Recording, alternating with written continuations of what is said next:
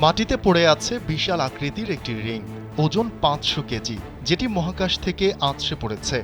প্রথম দিকে এটি প্রচণ্ড গরম থাকায় কেউ কাছেও ঘেঁষতে পারেনি। সামাজিক যোগাযোগ মাধ্যমে ছড়িয়ে পড়া ভিডিওতে দেখা যায় মহাকাশ থেকে ছিটকে পড়া রিংটির মাঝখানে দাঁড়িয়ে আছেন মহাকাশ গবেষণা সংস্থার দুজন বিজ্ঞানী।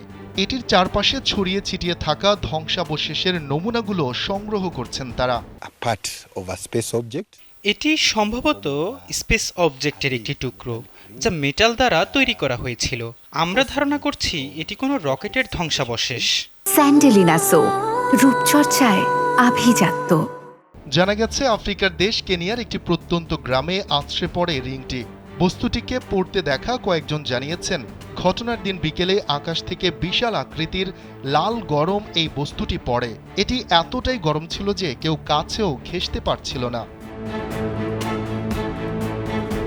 কেনিয়ার জাতীয় মহাকাশ সংস্থা বিষয়টি জেনে সেখানে তদন্ত দল পাঠায়। পরে কেনিয়া স্পেস এজেন্সি KSA বুধবার এক বিবৃতিতে বস্তুটি পড়ার কথা প্রচার করে। বিবৃতিতে তারা এটিকে একটি মহাকাশ বস্তুর টুকরো বলে অভিহিত করেছে।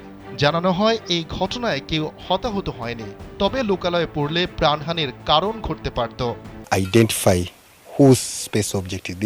আমরা এই অঞ্চলে এর প্রভাব মূল্যায়ন করছি। কোন মহাকাশযান থেকে এটি পড়েছে তা চিহ্নিত করার চেষ্টা করছি। এতে বিদ্যমান আন্তর্জাতিক আইন অনুযায়ী ব্যবস্থা নেওয়া সম্ভব হবে।